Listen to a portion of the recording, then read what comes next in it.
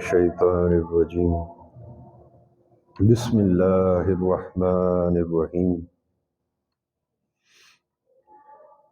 الصلاة والسلام علیک یا سیدی یا رسول اللہ وعلی آلک واصحابک یا سیدی یا حبیب اللہ الصلاة والسلام علیک یا سیدی یا رسول اللہ وعلی آلک واصحابک یا سیدی یا نبی اللہ الصلاة والسلام علیک یا سیدی یا رسول اللہ وعلی آلک واصحابک یا رحمت للعالمین صلی اللہ علیہ وسلم۔ تمام تعریفیں، سب طرح کی تعریفیں اللہ ہی کے لیے ہیں۔ تمام تعریفیں، سب طرح کی تعریفیں رب کائنات ہی کے لیے ہیں، جس نے آدم علیہ السلام سے مخلوق کو پیدا فرمایا، اور درود ہو، سلام ہو اس ذات عالی پر، اس ذات پاک پر جنہیں اللہ تبارک تعالی نے سب سے پہلے پسندیدہ بنایا۔ وہ میرے آقا و مولا ہے، وہ میرے مرشد پاک کے آقا مولا، وہ ہم تمام غلاموں کے آقا، وہ اس کائنات کے مرکز اور خوبصورتی کے تخت پر جلوہ فرما ہے۔ وہ اس کائنات کے مرکز اور خوبصورتی کے تخت پر جلوہ فرما ہے۔ وہ تمام انبیاء علیہ السلام پر آخری مور ہے۔ وہ اول بھی ہے، وہ آخر بھی ہے، آپ ظاہر بھی ہیں، باطن بھی ہے۔ اے اللہ، وہ تیری ساری مخلوق میں، ساری کائنات میں، تیری خالقیت کے کل دائرے میں سب سے بہتر ہے۔ اے اللہ، ان پر ہمیشہ ہمیشہ درود و سلام ہو۔ اے اللہ، ان پر ہمیشہ ہمیشہ درود و سلام ہو۔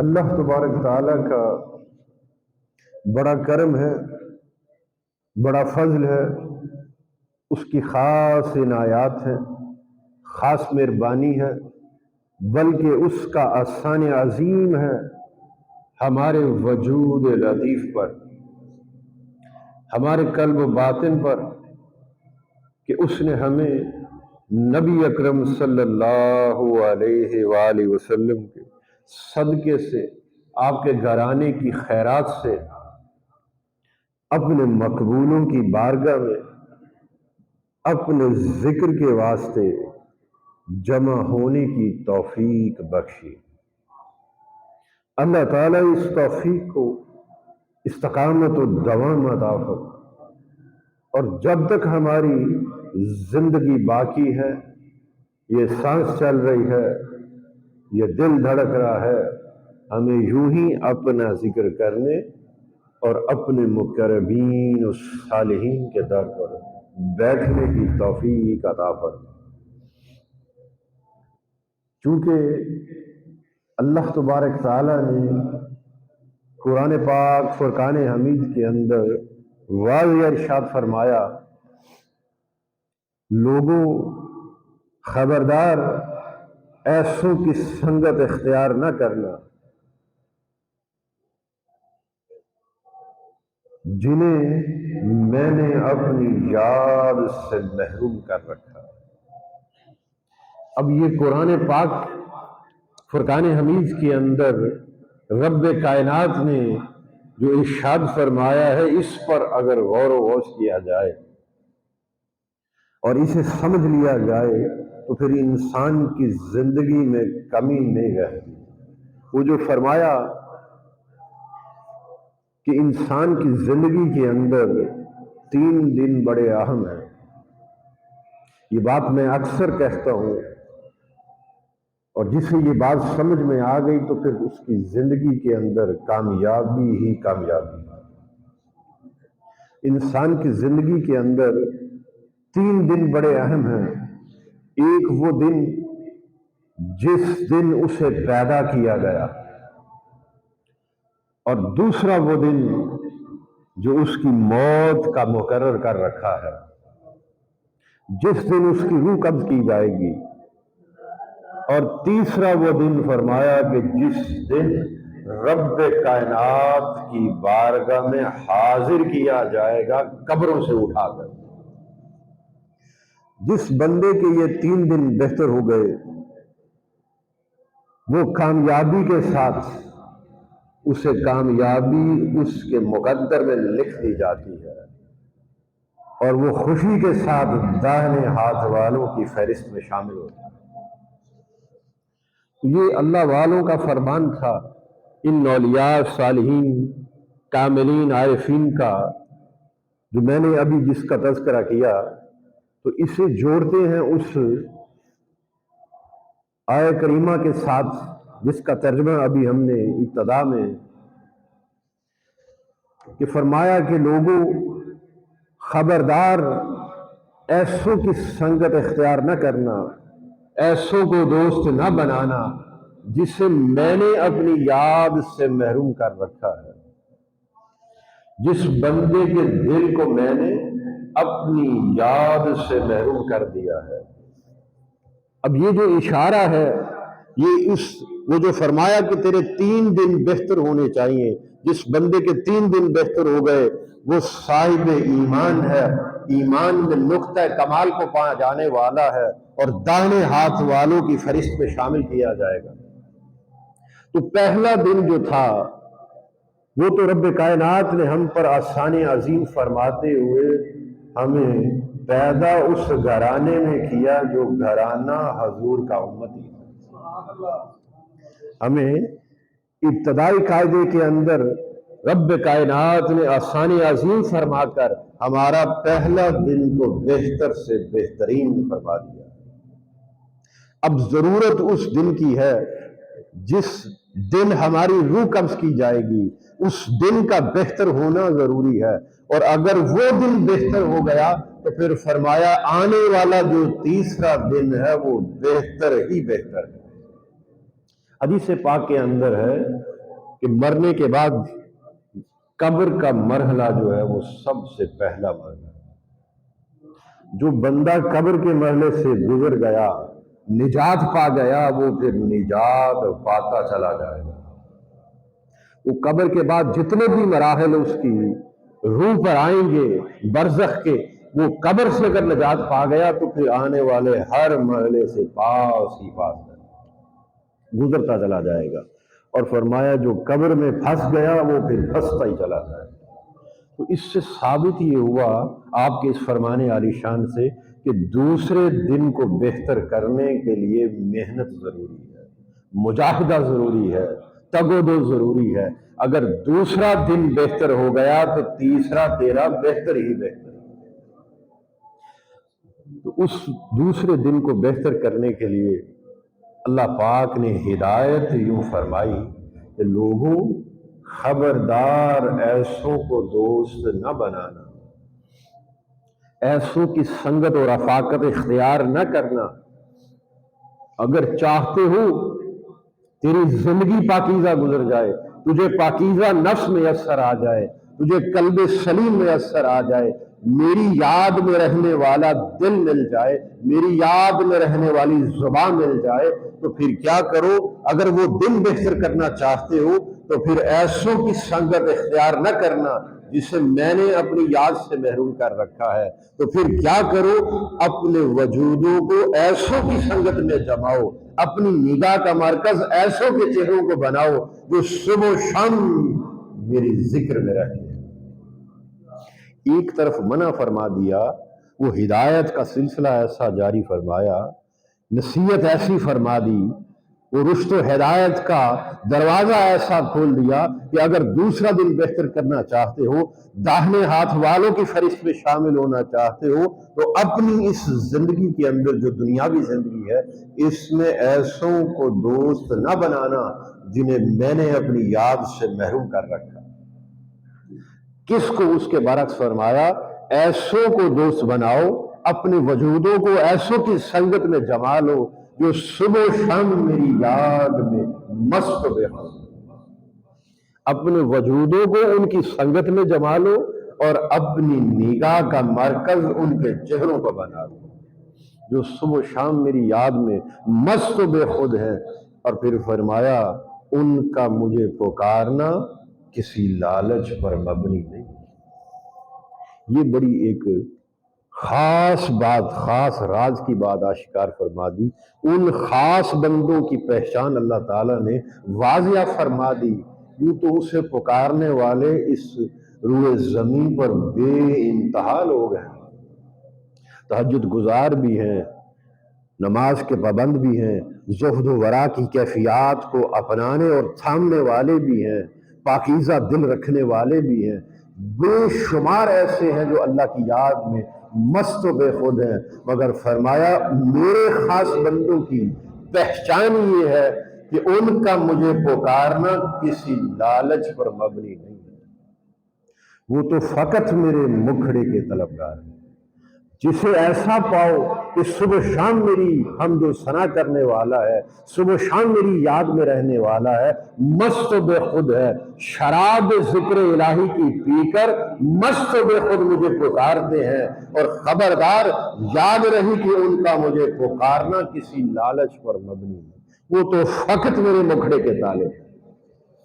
جنہیں ایسا پاؤ تو اپنے وجودوں کو ان کی سنگت میں جما لو، یہ قرآن سنا رہا ہوں میں، اور اپنی نگاہ کا مرکز ایسوں کے چہروں کو بنا لو۔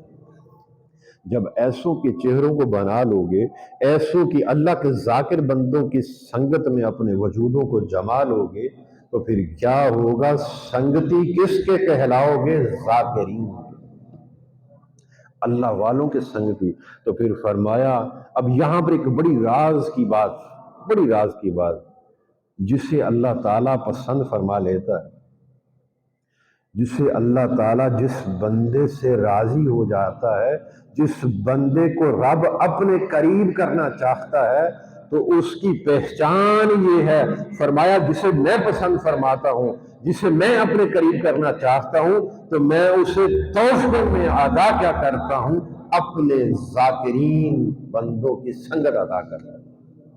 جسے اللہ پسند فرما لے، جسے اللہ اپنے قریب کرنا چاہے، تو پھر فرمایا میں انہیں تحفے میں دیتا کیا ہوں؟ اپنے اولیاء صالحین کی سنگت اور رفاقت عطا کرتا ہوں۔ بندہ اگر ذکر میں لگ جائے تو اس کا اجر ہے، مخصوص ہے، محدود ہے۔ نماز میں لگ جائے تو اس کا اجر جو ہے محدود ہے۔ اگر قرآن پاک کی تلاوت کرتا ہے، ایک لفظ پڑھتا ہے، 10 نیکیاں ملتی ہیں، وہ بھی محدود ہیں اور متعین کی ہوئی ہے۔ تو پھر فرمایا کہ جس سے میں راضی ہو جاتا ہوں، انہیں تحفے میں اولیاء صالحین اپنے دوستوں کی سنگت اور رفاقت عطا کرتا ہوں۔ وہ ایسا انعام ہے کہ جس کی کوئی کتاب نہیں، جس کا کوئی حساب ہی نہیں۔ وہ اس اللہ کے ولی کے، اس ذاکر بندے کی سنگت و رفاقت میں جب بیٹھ جاتا ہے، جو کرم کا سلسلہ ان پر جاری ہے، جو انعامات کا سلسلہ ان پر جاری ہے، میری رضا کا سلسلہ ان پر جاری ہے، میری رحمت کا جو سکینہ ان پر نازل ہوتی ہے، وہ اس سنگتی کو براہ راست ادا کی جاتی ہے۔ باقی اعمال صالحہ جو اس نے کیے وہ تو محدود تھے، مخصوص تھے، مگر جب تک وہ ان کی سنگت میں بیٹھا رہے گا، براہ راست مجھ سے پاتا رہے گا۔ تو پھر وہ جو سنگت ہمیں فرمایا کہ ایسوں کی وجودوں کے ساتھ اپنے وجودوں کو جوڑ لو، اپنی نگاہ کا مرکز ایسوں کے چہروں کو بنا لو تو پھر تم کہلائے کیا جاؤ گے؟ اللہ والوں کی سنگت میں بیٹھے۔ اور حدیث پاک کے اندر نبی اکرم صلی اللہ علیہ وآلہ وسلم ارشاد فرمایا، اس دنیا کے اندر انسان جس بندے سے محبت کرے اللہ کی رضا کی خاطر، اللہ کی خشنودی کے واسطے، یہ مرید کسے کہتے ہیں؟ شیخ عبد القادر جیلانی رحمۃ اللہ علیہ آپ نے فرمایا مرید کی تعریف یہ ہے جو حق کا ارادہ کر لے، جو بندہ اللہ کا ارادہ کرے اور اس کے مکھڑے کا فقط طلبگار ہو اور اس کی شوق لقاء میں کسی اللہ والے کی سنگت اور رفاقت اختیار کرے، کسی مربی، کسی شیخ، کسی اللہ کے ذاکر بندے کے ساتھ لگ جائے مگر اس کا مقصود اللہ کی ذات ہو، وہ اللہ کا طالب، جو اللہ کا طالب ہے فرمایا وہی مرید حق ہے۔ تو پھر فرمایا کہ تو اللہ کی رضا کی خاطر اس کی طلب میں اس کے مکھڑے کے طالب بن کر جس سے بھی محبت کرے گا روز محشر اس ہی کے ساتھ اٹھایا جائے۔ اب یہاں سے ثابت یہ ہوا وہ جو قرآن پاک نے ہمیں ایک رستہ دکھایا ہے کہ لوگوں اگر چاہتے ہو کہ تیرا وہ دوسرا دن بہتر ہو جائے اور پھر بعد کی آنے والی ہر گھڑی بہتر سے بہترین کی طرف ہو اور تجھے ایمان میں نقطہ کمال مل جائے، تیرا شمار داہنے ہاتھ والوں میں کیا جائے، اللہ کی رضا پا جانے والوں میں جنہیں میں نے رضا دائمی عطا کر رکھی ہے ان میں کیا جائے، تو پھر کیا کر ایسوں کے وجودوں کے ساتھ اپنا وجود جوڑ لے، اپنی نگاہ کا مرکز ایسوں کے چہروں کو بنا لے، تو پھر کیا ہے ایسوں کے ساتھ اگر اس زندگی میں محبت کرے گا، ایسوں کے ساتھ جن سے میں راضی ہوں، جو صبح و شام میری یاد میں مست و بے خود ہے، تو پھر روز محشر قیامت کے دن وہ جو تیسرا دن ہے انہی کے ساتھ اٹھایا جائے۔ تیرا وہ تیسرا دن کیسے بہتر ہو جائے گا؟ ساری زندگی اگر میرے ذاکرین کے ساتھ گزاری ہوگی، میرے ذکر میں مست و بے خود گزاری ہوگی، تو پھر وہ جو قبروں سے اٹھائے جاؤ گے حدیث پاک میں ہے جس سے دنیا میں محبت رکھتے تھے اسی کے ساتھ اٹھائے جاؤ گے۔ اگر ایک بندہ غوث پاک سے محبت کرتا ہے، اگر ایک بندہ حضرت داتا گنج بخش سے محبت کرتا ہے، اگر ایک بندہ حضرت خواجہ معین الدین چشتی اجمیری سے محبت کرتا ہے، اگر ایک بندہ قلب سلیم سے محبت کرتا ہے، تو حدیث پاک سے ثابت ہے قبروں سے جب اٹھائے جاؤ گے تو انہی کے ساتھ اٹھائے جاؤ گے، ان کے ساتھ ہوگے۔ تو پھر اب وہ ساتھ کیسے ہوگے؟ حدیث پاک میں فرمایا جب قیامت کے دن قبروں سے اٹھایا جائے گا تو تین طبقات کا تذکرہ فرمایا ایک طبقہ تو ایسا ہوگا جو اپنے سر کے بل چل کر جائے گا، اور ایک طبقہ ایسا فرمایا جو اپنے قدموں کے بل چل کر جائے گا، اور پھر جو اللہ کے دوست ہیں، اللہ کے ذاکر بندے ہیں،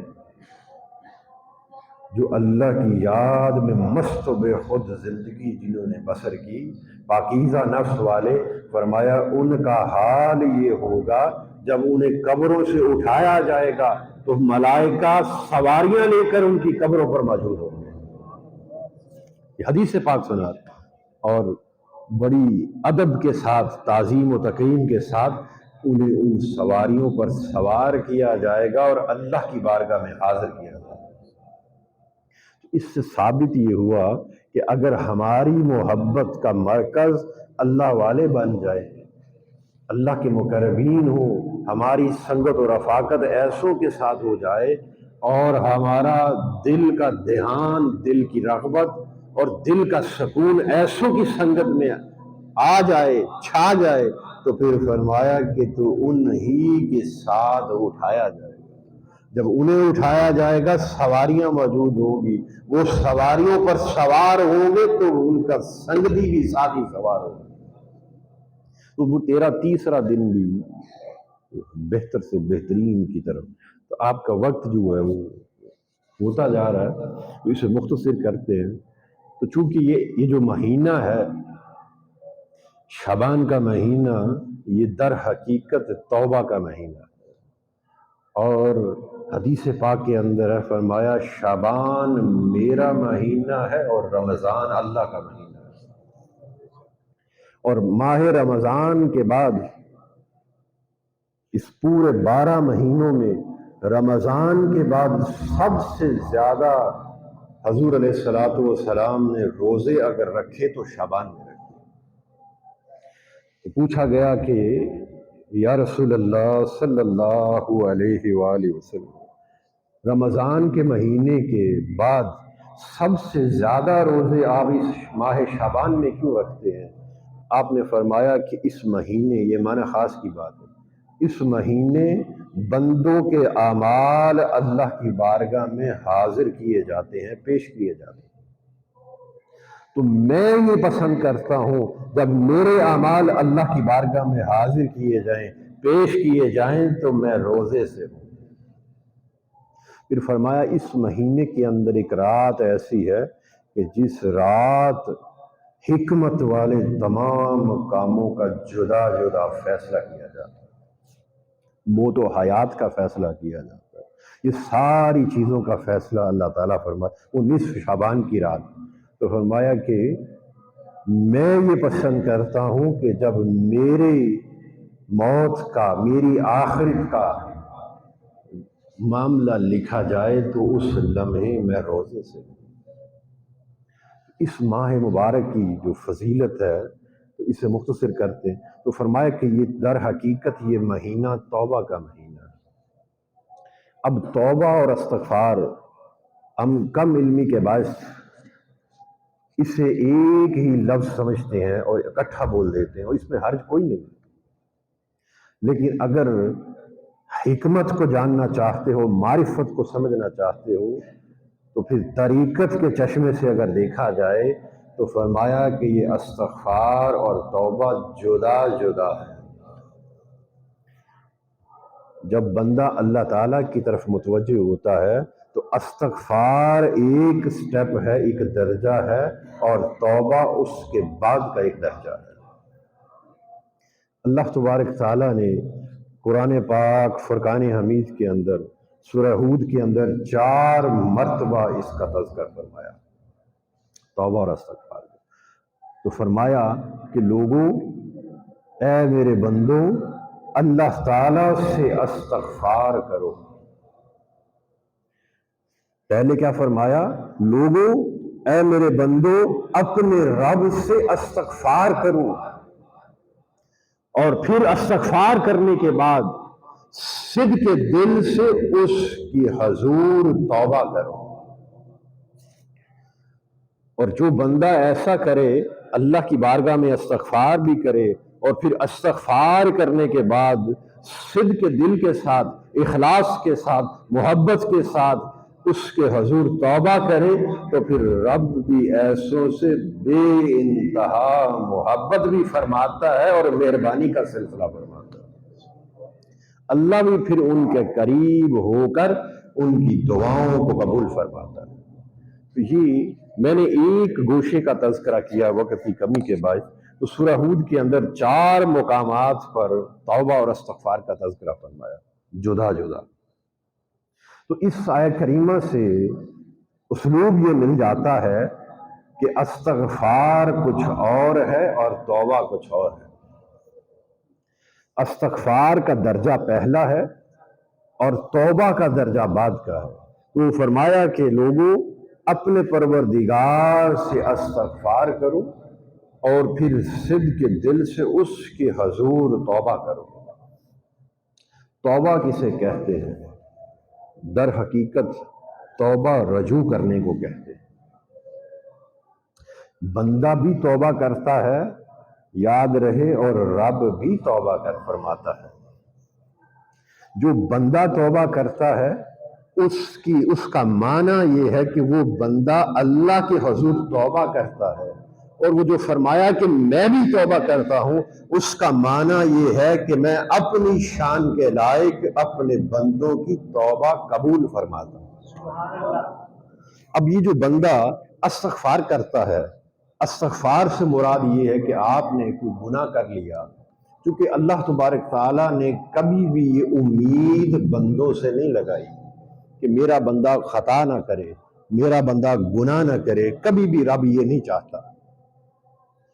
فرمایا کہ گناہ کر لینا اتنا بڑا جرم نہیں، خطا کر لینا اتنا بڑا جرم نہیں، اس سے بڑا جرم یہ ہے کہ بندہ توبہ نہ کرے، چونکہ اللہ تعالیٰ اپنے بندے سے یہ امید نہیں رکھتا کہ وہ گناہ نہ کرے، خطا نہ کرے، چونکہ اللہ تعالیٰ نے بندوں کو معصوم نہیں بنایا۔ ہمارے اس وجود کے اندر خطا ہے، فرمایا ہے ابن آدم تو جتنا بھی پرہیزگار ہو جا، عیب سے پاک نہیں ہو سکتا، عیب تجھ میں باقی رہے گا۔ تو پھر فرمایا چونکہ اللہ تعالیٰ نے ہماری تخلیق کے اندر خطا کا معاملہ رکھا، ہمیں معصوم نہیں بنایا۔ اگر معصوم بنانا ہوتا تو پھر بندہ نہ بناتا، فرشتہ بنا دیتا۔ بولیے بات کو سمجھ رہے؟ تو پتہ چلا کہ ہماری تخلیق کے اندر یہ عنصر ہے کہ بندے سے خطا ہونی ہی ہونی ہے، بندے سے گناہ ہونا ہی ہونا ہے۔ تو فرمایا میں یہ نہیں چاہتا کہ تم گناہ نہ کرو، خطا نہ کرو، میں یہ چاہتا ہوں خطا کر گزرو تو فوراً اپنے پروردگار کی طرف رجوع کرو۔ تجھ سے اگر خطا ہو جائے، تجھ سے اگر گناہ ہو جائے، نافرمانی کر بیٹھ تو پھر کیا کر، فوراً اپنے پروردگار کی طرف رجوع کر۔ اس لیے اللہ تعالیٰ نے قرآن پاک فرقان حمید میں فرمایا جو لوگ توبہ نہیں کرتے اور استغفار نہیں کرتے اور گناہوں پر اصرار کرتے ہیں، حقیقت میں یہی لوگ ظالم ہیں۔ یہ قرآن پاک میں فرمایا۔ تو اس سے یہ ثابت ہوا کہ گناہ کا کر لینا اور خطا کر لینا اتنا بڑا جرم نہیں، اس پر اصرار کرتے رہنا اور توبہ نہ کرنا یہ اس سے بڑا جرم ہے۔ تو پھر وہ جو فرمایا استغفار، اب استغفار کیا ہے کہ بندے سے اگر کوئی خطا ہو گئی اور کسی خطا کے باعث اللہ تعالیٰ کو ناراض کر بیٹھا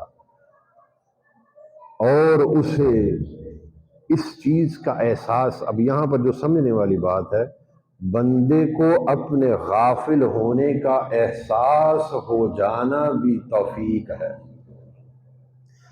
جسے وہ چاہتا ہے اپنی طرف متوجہ کرنا۔ تو پھر فرمایا میں اس کے غافل ہونے کا ادراک اسے سب سے پہلے عطا کرتا ہوں۔ بندے کو اپنے غافل ہونے کا اور اپنے خطا پر ہونے کا اور گناہ کا ادراک جب مل جاتا ہے تو اس کا نفس وہ اپنے نفس پر ملامت کرتا ہے کہ مجھ سے یہ خطا ہو گئی، میں نے یہ کام کر لیا جسے اللہ تعالیٰ نے منع فرمایا ہے، اور اس کے باعث میں نے اپنے رب کائنات کو ناراض کر لیا ہے۔ تو فرمایا کہ سب سے پہلے اسے یہ شعور مل جاتا ہے اور وہ پھر بندہ کیا کرتا ہے، استغفار کرتا ہے، معافی کا طالب ہوتا ہے اور مجھ سے معافی کرتا ہے، میری طرف متوجہ ہو کر استغفار کرتا ہے، معافی کا طالب بن جاتا ہے، اور پھر فرمایا اس کے بعد صدق کے دل سے اخلاص کے ساتھ میرے حضور توبہ کرتا ہے۔ اب یہ استغفار ہے کہ وہ جو ندامت تھی کہ میں نے یہ غلط کام کیا، مجھ سے یہ خطا سرزد ہوئی، اس پر اللہ سے استغفار کیا، اور توبہ کہتے ہیں رجوع کرنے کو۔ پھر اس بندے نے اس گناہ کو چھوڑ کر اللہ تعالیٰ کی طرف رجوع کیا، پہلے استغفار کی، معافی طلب کی اس گناہ کی جس کی طرف وہ تھا، غافل تھا تو غفلت سے اپنا رخ مولا کی طرف موڑ لیا۔ تو وہ جو اس نے توبہ کی، استغفار کیا، وہ معافی مانگی، اور جو توبہ تھی وہ فرمایا اس نے میری طرف رجوع کیا، وہ اس کام سے جسے میں نے ناپسند کر رکھا ہے، اس نے اس کام سے میری سے معافی مانگی اور اس کام کو چھوڑ کر میری طرف متوجہ ہوا صدق کے دل سے۔ تو پھر فرمایا اس نے توبہ کی۔ اب میں فرمایا بندے کی توبہ تو یہ تھی، خود فرمایا میں تواب الرحیم، جب کوئی بندہ میری طرف رجوع کرتا ہے، اے میرے حبیب صلی اللہ علیہ وآلہ وسلم، جب کوئی بندہ ایک قدم میری طرف آتا ہے، میں 70 قدم اس کی طرف آتا ہوں۔ اس نے گناہ کو چھوڑا، استغفار کیا، مجھ سے معافی مانگی، اور پھر توبہ کے ساتھ، اخلاص کے ساتھ توبہ کی، میری طرف متوجہ ہوا، میری طرف رجوع کیا، میں تواب الرحیم کی شان سے اس کو تھام لیتا ہوں۔ تو پھر اس بندے کی تو پتہ چلا کہ توبہ جو ہے وہ رجوع کرنے کو کہا جاتا ہے، کسی ایک کام کو ترک کر دینا اور پھر اس کو چھوڑ کر اللہ تعالیٰ کی طرف متوجہ ہو جانا۔ فرمایا یہ سادہ سی توبہ کی تعریف ہے۔ تو پھر اب در حقیقت یہ جو توبہ ہے اس کے 3 درجے ہیں۔ یہ میں بڑی خاص بات بتا دوں، جب بندہ کسی گناہ اور کسی خطا کرنے کے بعد اسے جب یہ احساس ہوتا ہے کہ میں نے غلط کیا، میں نے اپنے رب کو ناراض کر لیا ہے، وہ استغفار کرتا ہے، معافی مانگتا ہے، اور معافی مانگنے کے بعد جب وہ اللہ تعالیٰ کی طرف رجوع کرتا ہے توبہ کے ساتھ، اخلاص کے ساتھ، تو فرمایا کہ اس بندے کی توبہ کے 3 مرتبے ہیں۔ وہ جو بندے نے اللہ کی طرف رجوع کیا، فرمایا وہ درمیانی مرتبہ ہے، وہ درمیانی درجہ ہے۔ ایک توبہ وہ جو اس نے کی وہ درمیانی ہے، ایک توبہ اس سے پہلے ہے، اور ایک توبہ اس کے بعد ہے۔ اور یوں کہنا بہتر ہوگا کہ بندے کی توبہ کو، وہ جو پہلے ایک توبہ ہے اور ایک بعد میں توبہ ہے، ان دونوں نے بندے کی توبہ کو تھاما ہوا ہے اور عرش الہی پر لے کر، عرش الہی کی طرف گامزن۔ تو پوچھا گیا کہ وہ جو پہلے ایک توبہ ہے اور پھر بعد میں توبہ ہے، فرمایا حقیقت میں وہ اللہ کی توبہ ہے۔ بندے کی توبہ کو درمیان میں کیوں رکھا؟ فرمایا پہلے بھی میری توبہ ہے اور بعد میں بھی میری توبہ ہے، درمیان میں میرے بندے کی توبہ ہے، اور حقیقت میں بندے کی توبہ کو ان دونوں زاویوں سے میں نے تھاما ہوا ہے۔ اب اسے توبہ کا مطلب سادہ سا سمجھ آ گیا نا، رجوع کرنا۔ تو فرمایا کہ وہ جو پہلے درمیان میں تو بندے کی توبہ تھی، اس سے پہلے جو رب کی توبہ ہے وہ کیا ہے؟ میں جسے چاہتا ہوں ہدایت عطا کرتا ہوں۔ فرمایا نا قرآن میں، اللہ جسے چاہتا ہے ہدایت عطا فرماتا ہے۔ کیسے ہدایت فرماتا ہے؟ اپنے نور سے۔ اللہ جسے چاہتا ہے اپنے نور سے سیدھا رستہ دکھاتا ہے۔ وہ فرمایا کہ میں جسے چاہتا ہوں، جس غفلت میں پڑے ہوئے غافل کو میں پسند کر لوں، میں چاہوں اپنی بارگاہ کی طرف متوجہ کرنا، تو میں اسے توفیق عطا کرتا ہوں توبہ کی۔ وہ جو توفیق اسے ملتی ہے وہ رب کی طرف سے ہے۔ فرمایا وہ اس توبہ کا پہلا درجہ ہے۔ جب اس بندے کی طرف میں القاء فرماتا ہوں، اس بندے کے دل پر یہ خیال گزرتا ہے کہ میں غفلت میں پڑا ہوں، تو وہ فرمایا کہ وہ پہلا درجہ ہے۔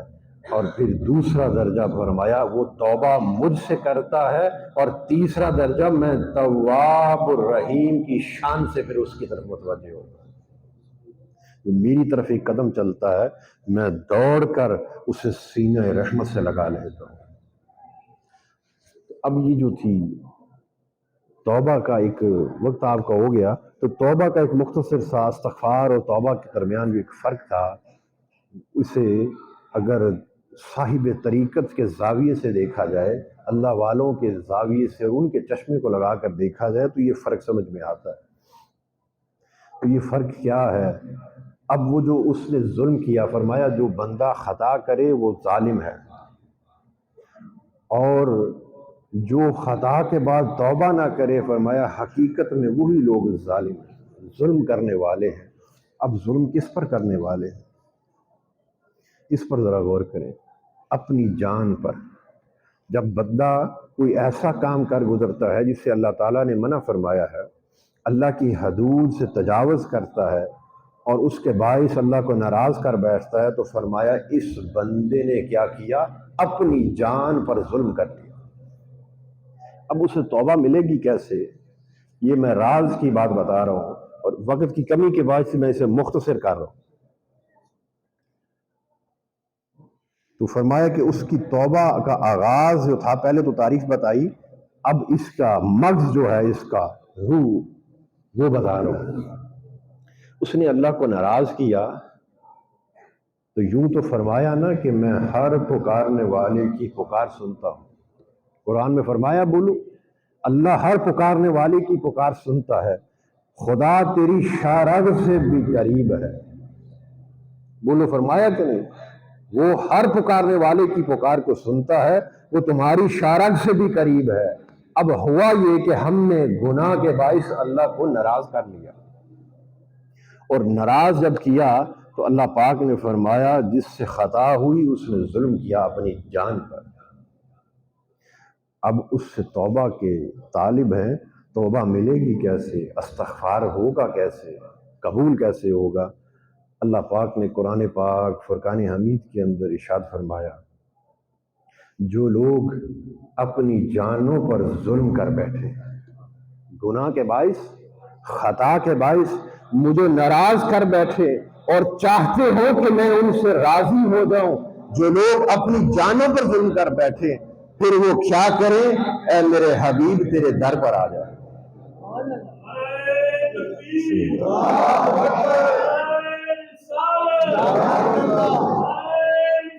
بسم اللہ.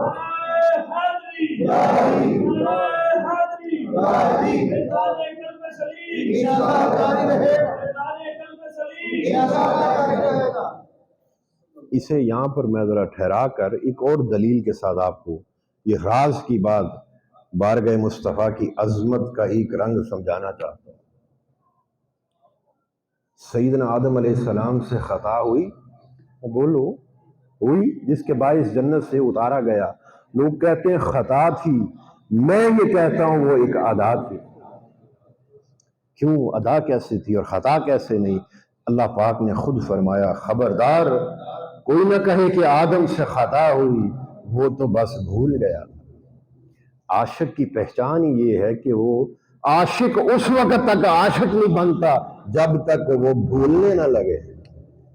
ایک بڑی راز کی بات، یہ اپنے آپ میں ایک موضوع ہے. عاشق اس وقت تک عاشق، عشق میں نقطہ کمال کو نہیں پہنچتا جب تک وہ بھولنے نہ لگے. تو وہ جو عرف عام میں اسے خطا کہا گیا تو خطا ہوئی، اس پر قرآن پاک اٹھا کر دیکھیں، سیدنا آدم علیہ السلام نے اللہ تعالیٰ سے عرض کی، اے میرے پروردگار، ہم سے خطا ہوئی، ہمیں معاف فرما دے.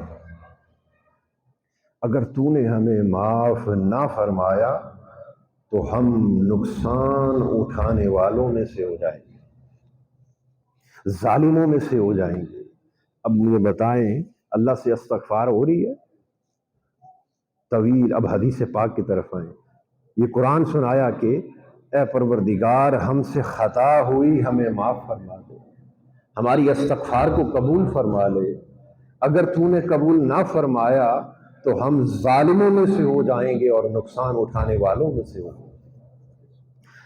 حدیث پاک کے اندر ہے، نبی اکرم صلی اللہ علیہ وآلہ وسلم ارشاد فرمایا، سیدنا آدم علیہ السلام طویل مدت گریہ وزاری کے بعد اللہ تعالیٰ سے معافی مانگتے رہے اور استغفار کے، توبہ کے طالب رہے. طویل مدت گریہ وزاری کے بعد ایک دن اللہ تعالیٰ سے دعا کی. دعا کیا کی؟ اے پروردگار عالم، میری توبہ قبول فرما، میری استغفار کو قبول فرما لے اپنے حبیب محمد مصطفیٰ کے ساتھ صلی اللہ علیہ وسلم. یہ حدیث پاک ہے، متفق علیہ حدیث. جب یہ دعا کی، فرمایا اللہ تعالیٰ نے کلام فرمایا، اے آدم، اب تجھے معاف تو میں کر ہی دوں گا، ذرا یہ تو بتا تجھے میرے محمد کا پتہ کس نے بتایا صلی اللہ علیہ وسلم. میرے مصطفیٰ کا، میرے حبیب کا واسطہ ڈال لیا ہے، اب تو معافی مقدر ہو ہی جائے گی، مگر یہ تو بتا تجھے پتہ کس نے بتایا. حدیث پاک عرض کی اے باری تعالیٰ جب تو نے مجھے جنت میں داخل فرمایا، میں نے جنت میں جب داخل ہوا، میں نے جنت کے درختوں پر، جنت کے پتوں پر، جنت کے پتوں پر، درختوں پر اور جنت کے دروازوں پر، تالوں پر، حتیٰ کہ جب میں نے سر اٹھا کر تیرے عرش کی طرف دیکھا، تیرے عرش کے پائے مبارک پر لکھا پڑا لا الہ الا اللہ محمد رسول اللہ صلی اللہ علیہ وسلم۔ میں اس دن سمجھ گیا تھا کہ یہ کوئی بڑی تیری محبوب ہستی ہے کہ جس کا نام نامی تو نے اپنے نام کے ساتھ ہر جگہ لکھ رکھا ہے۔ اللہ پاک نے فرمایا اے آدم ہاں یہ میرا حبیب محمد مصطفیٰ ہے صلی اللہ علیہ وسلم۔ تو اب مجھے بتائیں معافی کیسے ہوئی؟ حضور کے صدقے سے ہوئی۔ اب اس بات کی طرف پلٹیں، جو لوگ اپنی جانوں پر ظلم کر لیں تو وہ کیا کریں؟ گناہ کیا، خطا کی، اس کے باعث اللہ کو ناراض کر لیا۔ فرمایا میں ہر پکارنے والے کی پکار سنتا ہوں، اب تیری نہیں سنتا چونکہ تجھ سے میں ناراض ہوں۔ اب مجھے پکارنا چاہتا ہے کہ میں تیری پکار کو سنوں، چاہتا ہے کہ میں تجھ سے راضی ہو جاؤں، تیری استغفار کو قبول کروں، تیری توبہ کو قبول کروں، تو پھر کیا کر؟ جو لوگ اپنی جانوں پر ظلم کر بیٹھے، اے میرے حبیب بس کیا کریں؟ تیرے در پر آ گئے، مسجد نبوی میں داخل ہو گئے، روضہ رسول کے اس احاطے کے اندر داخل ہو گئے۔ باری تعالیٰ اب کیا حکم ہے؟ تو فرمایا کہ جو لوگ اپنی جانوں پر ظلم کر بیٹھے تو پھر میرے مصطفیٰ کے در پر آ جائیں۔ گناہ کر لیا، اس کے باعث تجھے ناراض کر بیٹھے ہیں، جی چاہتا ہے کہ تو راضی ہو جا، تو فرمایا میرے مصطفیٰ کے در پر آ جاؤ، آ گئے، اب کیا کرے؟ فرمایا اب کرنا وہی ہے جو گھر پر کرتے تھے۔ گھر پر بھی تو مجھ سے معافی مانگتے تھے نا، پکارتے تھے، استغفار کرتے تھے، توبہ کرتے تھے، وہاں میں تیری سنتا نہیں تھا، اب یہاں فرق یہ ہے کہ اب بتا، اب سنتا ہوں، میرے مصطفیٰ کے در پر آ گیا ہے، اب پکار، بتا کیا کہتا ہے۔ باری تعالیٰ تجھ سے معافی چاہتے ہیں، استغفار کرتے ہیں، توبہ کرتے ہیں، اب کیا ہماری توبہ قبول ہو گئی؟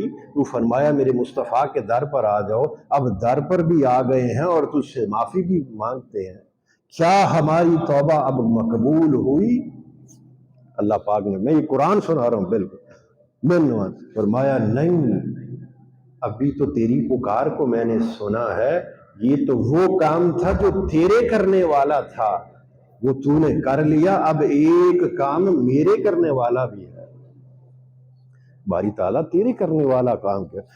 اس آیہ کریمہ کی طرف متوجہ ہوں، جو لوگ اپنی جانوں پر ظلم کر لیں تو میرے مصطفیٰ کے در پر آ جائیں اور پھر وہاں پر آ کر مجھ سے معافی مانگے، توبہ کے ساتھ، استغفار کے ساتھ، اخلاص کے ساتھ، پھر میں کیا کروں گا؟ پھر میں اپنے حبیب کے مکھڑے کی طرف تکوں گا۔ قرآن کے الفاظ ہیں کہ پھر اگر آپ سلسلہ شفاعت جاری فرما دیں تو اپنے پروردگار کو بخشنے والا مہربان پائے۔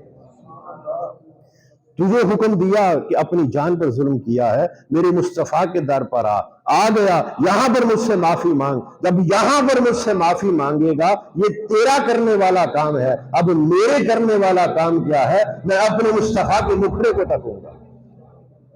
اگر میرے حبیب کے لب تیری سفارش میں ہل گئے، جاری ہو گئے، وہ سلسلہ شفاعت اگر جاری ہو گئی تو بس پھر اپنے رب کو بخشنے والا بھی پائے گا اور مہربان بھی پائے گا۔ دیکھیں، مانگتے تو باری تعالیٰ، مانگا تو تجھ سے بخشش چاہتے تھے، تجھ سے بخشش کے طالب تھے، وہاں تو سنتا بھی نہیں تھا، اتنا ناراض تھا کہ بخشش عطا نہیں کرتا تھا، اب یہاں پر آئے ہیں تو بخش بھی رہا ہے اور فرماتا ہے مہربان بھی پائے گا۔ مہربان کیا؟ اپنے رب کو بخشنے والا بھی پاؤ گے اور بڑی محبت کرنے والا مہربان بھی پاؤ گے۔ کیوں؟ کیونکہ اب تیری بخشش بھی میں نے فرما دی ہے اور اب کیا ہے؟ مجھے سے تو محبت کو بھی پا لے گا۔ کیوں؟ کہ تیری سفارش میرے مصطفیٰ نے کر دی ہے۔ تو اس طرح فرمایا کہ میرے مصطفیٰ کی شفاعت، سلسلہ شفاعت اگر جاری فرما دیں تو اس بندے کے حق میں مجھے بخشنے والا اور مہربان بھی پائے گا۔ یہ حضور کی شان ہے، یہ عظمت مصطفیٰ ہے۔ فرمایا کہ اب اس پر لازم، پھر ایک حدیث پاک کے اندر ہے کہ جب بندہ اللہ تعالیٰ سے استغفار کرتا ہے، توبہ کرتا ہے، معافی مانگتا ہے، اللہ پاک اس بندے کو، اس کی شان ہے نا، وہ جبار ہے، قہار ہے، وہ چاہے تو معاف کرے، بولو، چاہے تو معاف فرما دے، نہ چاہے تو نہ معاف۔ کس پہ طاقت ہے کہ اس سے کہے باری تعالیٰ میں تجھ سے بخشش کا طالب ہوں، تو معاف نہیں کیتا؟ فرمایا میری مرضی ہے، میں نے اپنے اوپر لازم نہیں کیا کہ میں تجھے بخشوں، میں مالک ہوں، میں چاہوں تو بخش دوں، نہ چاہوں تو نہ بخشش کروں۔ مگر فرمایا جب کوئی بندہ کثرت کے ساتھ میرے مصطفیٰ پر درود پڑھنا شروع ہو جائے، وہ درود پڑھتا چلا جاتا ہے، اور کثرت کے ساتھ جب درود پڑھتا چلا جاتا ہے تو پھر وہ مجھ سے 70,000 اب میری رحمت کے دروازے کھلوا لیتا ہے۔ حدیث پاک ہے، جب کوئی بندہ اے میرے حبیب صلی اللہ علیہ وآلہ وسلم آپ پر کثرت کے ساتھ درود پاک پڑھتا ہے اور پڑھتا چلا جاتا ہے، تو وہ بندہ مجھ سے، الفاظ پر غور کریں، مجھ سے میری رحمت کے 70,000 دروازے کھلوا لیتا ہے۔ میں مالک ہوں، میں چاہوں کھولوں نہ کھولوں۔ مگر جب کوئی آپ پر درود پاک پڑھنا شروع ہو جاتا ہے، آپ پر سلام بھیجنا شروع ہو جاتا ہے، بس پھر وہ مجھ سے کھلوا ہی لیتا ہے۔ پھر مجھ پر لازم ہے کہ میں اس کی بخشش بھی فرماؤں، مجھ پر میں اپنی شان کے لائق اپنے اوپر لازم فرما لیتا ہوں کہ اس نے میرے مصطفیٰ پر درود پڑھا ہے، میرے مصطفیٰ کے در پر آ گیا ہے، اب مجھ پر بھی لازم ہے کہ اسے ضرور بخشوں۔ تو یہ درود پاک۔ تو فرمایا جب تمہارے غم بڑھنا شروع ہو جائیں، حدیث پاک ہے، اور تم چاہو کہ تمہارے غم کم ہو جائیں، ختم ہو جائیں، تو پھر کیا کرو؟ یہ وظیفہ حضور نے بتایا، فرمایا مجھ پر کثرت سے درود پاک پڑھا کرو، یہ درود تمہارے غم کو بھی ختم کر دے گا اور تمہارے گناہوں کو بھی مٹا دے گا۔ اللہ پاک سے دعا کرے، اے اللہ حضور علیہ السلام کے نالین پاک کی خاک پاک کا صدقہ ہمارے تمام صغیرہ و کبیرہ گناہ معاف فرما، ہماری تمام قضی و خامیوں کو درگزر فرما۔ اے اللہ حضور علیہ السلام کے نالین پاک کی خاک پاک کا صدقہ ہمیں قبر کے عذاب سے، محشر کے عذاب سے، صراط اور میزان اور قبر کی ہولناکی سے بچا، موت کی سختی سے بچا، ہمارا خاتمہ ایمان پر فرما۔ اے اللہ ہمیں اپنے ذاکرین جیسی، اپنے مقربین جیسی پاک پاکیزہ زندگی عطا فرما، اپنے ذاکرین جیسا سلامتی والا ذاکر دل عطا فرما، اپنے مقربین جیسی تسبیحات و عبادات کرنے کی توفیق عطا فرما۔ اے اللہ حضور علیہ السلام کے نالین پاک کی خاک پاک کا صدقہ میرے مرشد پاک حضرت خواجہ میاں محمد کلب سلیم رحمۃ اللہ علیہ، آپ کو دائماً اپنی رحمت کی جھولی میں رکھنا، آپ پر دائماً اپنی رحمت کا سائبان تنا رکھنا، آپ کو ہمیشہ حضور علیہ السلام کی آغوش غلامی قربت خاص میں کالی کملی کے سائے تلے رکھنا۔ صلی اللہ علی حبیبہ سیدنا محمد و آلہ و اصحابہ وسلم۔